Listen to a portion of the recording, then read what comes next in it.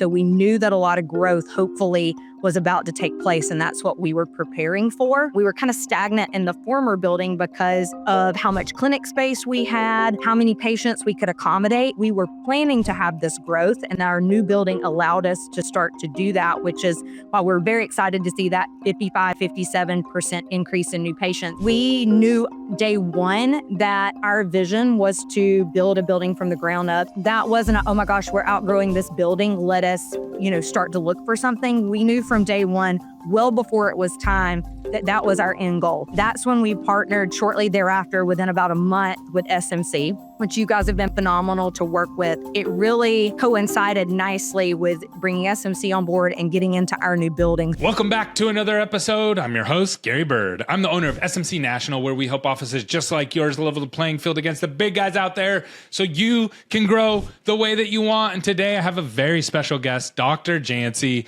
who has recently increased her new patients by 57% and also seen a top line production boost of 35% year over year. These are massive results, and she's going to break down how she did that at her practice as one of our clients. This was a really informative episode. You're going to learn some good stuff here. Stay tuned. All right, we are live for another episode, and today I have Dr. Jancy, who took a Friday with me, and she's out in beautiful Tennessee. I live in Southern California, and I've looked around the country like, where else would I be willing to live weather-wise? I don't know if other people do that. And so Tennessee is like... It's on the radar? It's on the radar. It's like that second place. I don't want to live in Florida. I can't do the hurricanes all the time and the crazy weather. And I don't, never going to do like New York. I can't do snow. I'm spoiled that way. So it's like Tennessee is beautiful. And your office is really, really grown. So the team asked you like, hey, would you be willing to come on and talk with us about some of the things that have been working with you and your office and your team? And you said yes. And the first thing I want to start with is I was looking at your numbers last night. You've seen a 50% increase in new patients, which is really big growth. How did that impact your team when it came to like training and just handling that growth? Because I know it wasn't just like turn on the switch and grow. We got a goal to get to 10,000 subscribers, and 85% of you are not subscribed to the channel yet. So make it happen. Subscribe. Tell them. Subscribe. Good job. Make it happen. Oh, absolutely. So just to give a little bit of insight to where our practice is, so hopefully it'll resonate with some other dentists that are listening to this, is my husband and I practice together. We're both general dentists, but we both did a surgical-based general practice residency. So we do things outside of bread and butter dentistry. When we bought our practice 5 years ago, we bought out two existing established offices that were just doing GP work. They were smaller practices, and we blended those into one larger practice. We stayed in one of the buildings for 5 years just while we kind of got our feet underneath us, kind of grew it into what our vision was. And part of that 5-year plan was for us to build our own practice from the ground up that would really encompass what our philosophy, our mission statement was, our aesthetic, the way that we wanted to practice. So last year in June, we actually got to move into our building. And that's when we partnered shortly thereafter, within about a month, with SMC, which you guys have been phenomenal to work with. So it really coincided nicely with bringing SMC on board and getting into our new building. So we knew that a lot of growth hopefully was about to take place, and that's what we were preparing for. We were kind of stagnant in the former building because of how much clinic space we had, how many patients we could accommodate. So we were planning to have this growth, and our new building allowed us to start to do that, which is why we're very excited to see that 57% increase in new patients. But with that, like you said, we definitely had to change some things internally to be able to accommodate that, because our practice style is more a little bit boutique feel, a little bit fee for service. We're not as insurance driven. So we really have to have those touch points with our patients, from the first phone call all the way through how we're presenting our treatment plans and how we're following up and really giving them that great experience internally. And we didn't want to compromise that when we were seeing a higher volume of patients. So one thing we did immediately is we ended up needing 2 additional team members. We needed another admin up front that was fully dedicated to the schedule and optimizing that, really spending time on the phone with new patients, and really getting her from a more corporate-minded practice that she was with former formerly into a more fee-for-service, less insurance-driven practice. So that was a key piece. The second key piece clinically was adding a sterilization tech / assistant in the back to be able to handle that higher volume without compromising our patient care and how much time and attention we were spending with our patients. So we really needed another clinical personnel. We needed somebody else on the front end, and that helped as immediately. But then we worked with your team. We worked with an outside consultant that we'd been working with for years to really get our verbiage on the phone, our phone skills, our phone conversion where it needed to be. And that didn't happen overnight. That has been an ongoing process. We're still learning and evolving, even though it's much higher than it was. And just changing some of our internal protocols to be able to help that additional patient flow and still feel the same to the patient, but work more fluidly for us. That's awesome. Thanks for sharing that. Yeah, I was looking at your numbers. So like in early 2024, you were in like the teens of new patients. And this year, your peak was 73. You've been ranging like 50 to 70. That's like a big jump when you add it all up. So the new building was super helpful to open up that capacity. Was that a big jump for you? I know sometimes building and getting a new building can be scary. Sometimes it's more of a necessary thing. Kind of where were you mentally when you built out that building? It was necessary. We knew going in, when we bought the practice initially this year, we're at about the 6-year mark. We celebrated 6 years in July. So we knew day one that our vision was to build a building from the ground up and it to be Daniel and I's vision. So we planned for that strategically for years. That wasn't, oh my gosh, we're outgrowing this building. Let us, start to look for something. We knew from day one, well before it was time, that was our end goal.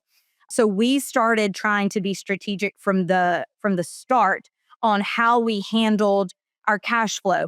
We wanted more liquid availability to have cash on hand instead of putting things into loan repayment or maybe a 401k. Like we handled our assets differently. Let me give you a little bit of background there. My dad is a CPA. He did hospital auditing for years. He sat with me every Friday for the first year that we owned our practice, and we combed over reports and AR. And he strategically told me how to manage the business end of the practice. So I know that my mindset and my wheelhouse might be a little bit different from a lot of dentists because I know that's a struggle. I have a lot of friends text me and ask me questions about that. And I'm always happy to help because I have had a little bit of an advantage. I didn't have to pay for all of that information. And I had someone that would hands-on sit with me and teach me that in real time.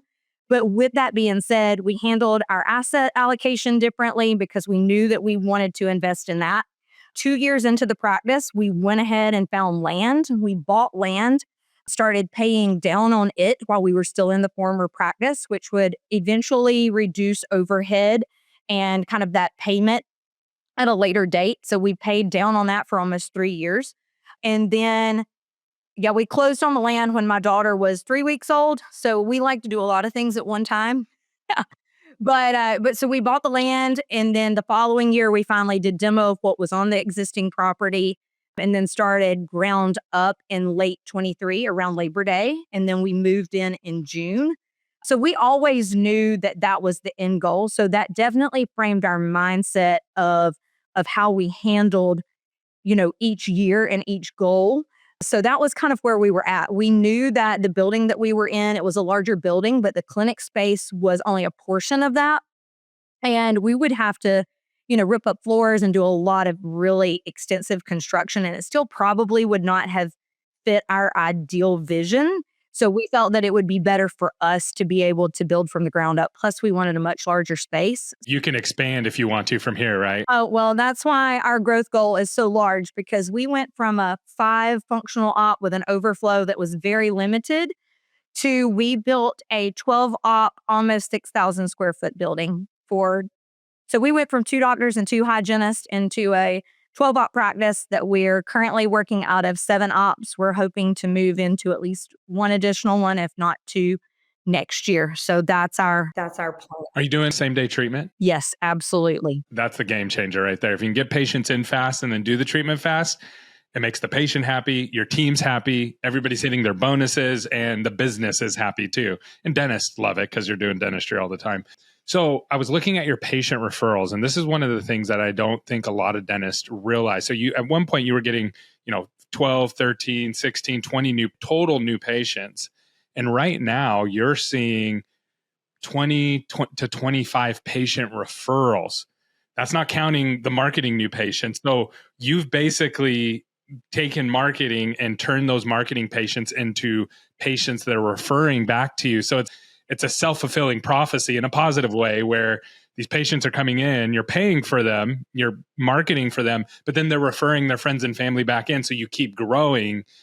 How have you done that? Because that's not easy to do. Well, that's definitely been an ongoing process. Like you said, that does not happen overnight. I think it's twofold. Externally, I feel like in the early days, you're still trying to build a reputation and a brand and trust in the community. And that does not happen overnight. Now that we're almost in 6 years, our community around us, they recognize our name. They recognize the values that we stand for. They recognize that we're known for trying to deliver a really great experience, a patient experience. We have we deal with a lot of really anxious patients because we do IV sedation and different things that other offices don't, to help kind of build trust. So I think that just time has definitely helped. But internally, I feel like as we've started to bring patients in and we're starting to establish that trust and those reputations, even within families, we've started to be more proactive as a team to ask them when they say, oh my God, this was the best dental experience I've ever had today. I'm finally not anxious. I didn't need to be sedated today. And you had to sedate me the first 3 times because I was terrified to walk in the building. We start to say, thank you so much. That means so much to us. If you know other people that are like you at work or friends and family that need somebody, please tell us, tell them about us. So just, Are you saying that, or is your team, or is it like everybody? and we try to focus on that as a team, whether they make that comment to the front desk, whether they make it to their hygienist, whether it's to us, an assistant, what have you. So we're trying to reinforce that in conversation. We haven't done this quite as much, but sometimes we will try to do like a fun referral push where we do some sort of giveaway or drawing or incentive for patients if they're sending people in. Sometimes we try to do something fun with the team, but those are a little bit more tricky, and you don't really feel like you get that great authentic patient out of that. So really it's just been more time, attention, trying to cultivate the relationships, trying to make sure that they do trust you and that they do have a good experience with you. So organically they will tell their friends, they will tell their coworkers, and then us trying to drive it home by dropping those, little small conversational bits that reiterate, hey, we do want more patients. We are accepting more patients. Please send people like you to us. How'd you get your team on board with that? I have a phenomenal team. I love them dearly. We have a great working relationship. It did not happen overnight. Sometimes it has not always been the key that the players that we needed to have. And once you realize that there's something that's not a good fit that can't be remedied, you need to make changes. Changes sometimes hurt in the moment, but it's for the greater good. And now we feel like we have that team dynamic, that we all are very clear on what's our philosophy, what's our mission, what's our goals. We're all on board with what that looks like. So when we bring something to the team and we say, hey, this is what our goal is going to be for this quarter, or this is what our goal is going to be for next year, and I've seen y'all do X, Y, and Z. I know you can do this. Now let's take it up a notch and try to go from here to here. Then they're excited. They're almost more competitive within themselves. We just kind of have a culture where everybody is on board, everybody's supporting each other. It's not, oh, Gary got more referrals than I did. It's all about what's going to be the greater good for the team. The way that we structure some of our bonuses and our incentives cultivate that. So it's not pitted against each other. It's either a win for all of us or it's not. And just having a team that really supports each other in that. But that does not happen overnight. That has taken years and some trial and error. What I heard you say is like you got clear as a leader, because if the leader's not clear, then it doesn't really matter. And that's something you have to learn. You don't just do that day one. But then you had to get rid of some of maybe the people who didn't fit once you get clear. And that's a normal process that you have to go through in business if you want to be happy where you work. I've been through it. Sounds like you've been through it. And I feel like a lot of times dental offices aren't the happiest places on earth. You know what I mean? Because it's high stress, and so it sounds like you've kind of cracked that code, and that's awesome because that makes work fun. And I know that your net production year to date is up 35%. Is that right? Is that number right? Right. It is. Yes. Okay, so that's awesome. So is that a byproduct of all this other stuff, or was there additional things that you had to like grease the skids to make sure that number got up? So I just got off the phone before you and I jumped on with the consultant that I alluded to earlier, and our collections is up 32% over last year as well. So a lot of that was very strategic planning before moving into a new space that allowed us to see a higher volume of patients, trying to max out at the former location where we would be in a great kind of launch point for that, really hiring the additional team members that we needed, the ones that fit, what we're working for, that saw the vision, that jumped in, that were willing to, all right, if this isn't working, let's try something else. Let's try to hone in on our verbiage. Let's, whatever, they're willing to grow and evolve. So finding the right team, adding additional team members. I think that all of that combined, and also just setting our goals. Like I presented last year in the end of December, I was like, okay, this is what we did this year. This is what we're going to do next year. We're going to grow 17% next year. And this is how we're going to do it. This is what you've already done this year that proves that you can do it. And I think we're going to surpass 17%. But having a team that is built into the... You're going to double it. You're going to double it. You're going to double it. Absolutely. So they're bought in. But on the backside, as a dentist, I might not speak for all of us, but I do feel like sometimes dentists want to grow and then they don't necessarily want to share the wealth with the team. I might get some flack for that, but at least in my experiences, I feel like I have, spoken with some, and I don't really have that mindset. Mine is I can't expect my team to work harder for me to take home more money. If I want to grow, and I do want to grow, and I do want to take home more money, I think all of us want to take home more money. But at the end of the day, I have to also make it mutually beneficial for them and allow them to take home more money. But as a business owner, I have to do it in a smart way that does not hurt my P&L and things like that. So I incentivize my team in multiple ways. And it does it in a way that it feels good for them. It feels good for me. It works out mathematically, but we're all working for the same goal and they don't feel like they're working for my goal. Yeah. I think I've done it before where I'm like, hey, I'm going to bonus this person. It was all kind of random. And then I get to the end of the month, the company made more money, the team made more money. But then I didn't have money for me left over. Right. And I was like, oh, I didn't do that properly. But when you set your goals to say, hey, when I get to here, I've already earmarked this for my team and this is going to be left over. When you do it that way, it's actually very rewarding and everybody loves it. And I think a lot of people get burnt the first time on bonuses. And then you kind of have to learn the hard way and then figure it out. Well, and I've done that before too. I think most people have been there, like their heart was in the right place, their head was in the right place, but it's new, it's foreign, and you throw out a number that's not sustainable or it didn't work out. But I think, again, you have to have enough of a line of communication and a relationship with your staff that you can go to them and be like, hey, so this is what we tried, but we've got to evolve and we've got to do something that's, good for everybody. And let's try this. And it's still got to be good for them. You can't just be like, oh, that sucked, I'm taking that away. But do some more math, and that's when, if you don't feel really confident in your accounting, get your accountant or someone on board that can help you figure out what that is going to look like for everyone to feel good about it and be happy when those bonuses do have to come out. That's amazing. And then, okay, last question. So if somebody is out there and kind of stuck, they're in their first building, so to speak, and they haven't grown yet, and they don't have a dad as a CPA, and they don't have a husband as another dentist helping, and they don't. You're extremely positive as well for especially for a dentist. Like you are always have that like abundance mindset, which is not normal in dentistry. Like I talk to a lot of dentists. You are definitely an outlier. So someone's listening like that. They don't have those other things at their disposal, and they get in their feelings. You know what I mean? They're like, I shouldn't have gotten dentistry. I shouldn't have, this isn't going to work. And I'm not going to be able to grow. I'm not going to be able to pay off my student loans. I'm not going to be able to do the things that I want to do with my family. What would you tell them? Like, get your mindset right. Like, you can do it. What would you be your advice to someone like that? First of all, I think that it's easy for me to sit here and say, here is what I've accomplished, and this is the good things that's happening in my practice.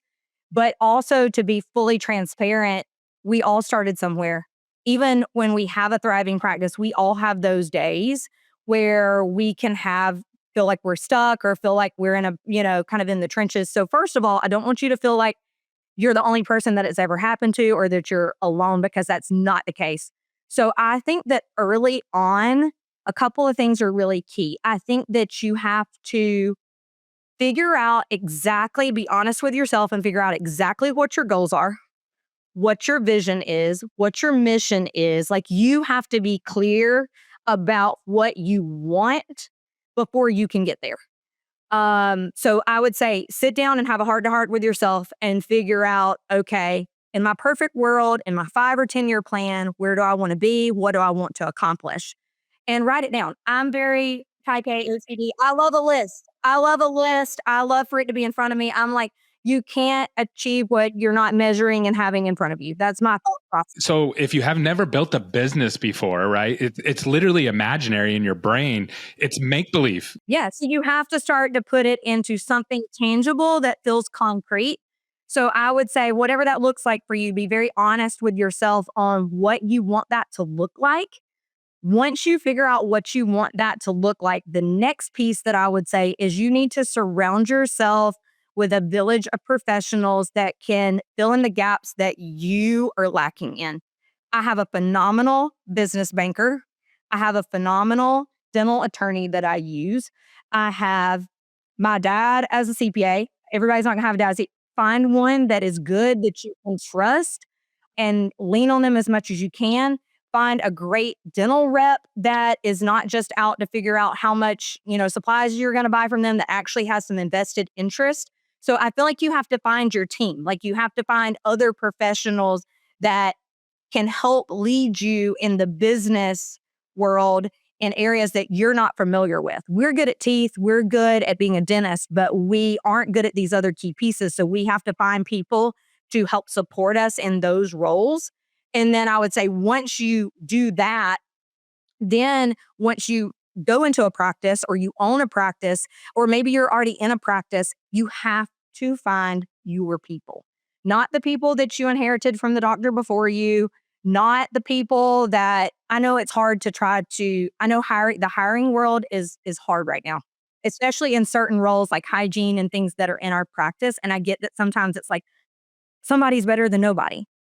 That's not always the case. Sometimes the wrong person can be detrimental to not having that person. So finding your people that believe in you, that believe in your vision, that share your goals, that now that you've outlined them and they're going to have your back and help you get there, that's kind of like the trifecta to me. You've got to be honest with yourself, define it, find the professionals that you can lean on to help support the business, and then find the people internally. And it probably has to be in that order, right? Like, So I don't know that you can do it out of order.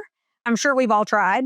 It doesn't happen overnight, but I think if you are trying to give somebody else advice and learn from other people's mistakes, that's probably the correct order to do it in.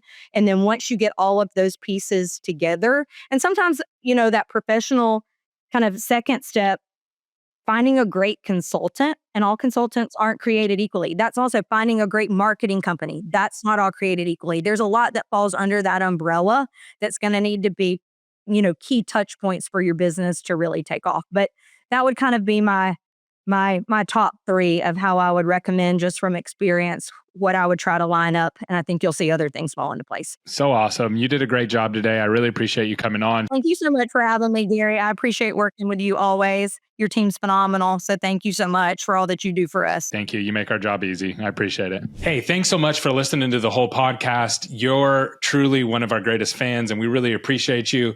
And we want to give you a $3,000 marketing credit to be used to grow your office. We have the link right down below. We'll meet really quickly. It takes about 15 minutes, and we'll tell you how you can save $3,000 on growing your office. And if you're an existing client, let us know, because this is for new clients, but we have some giveaways for existing clients as well.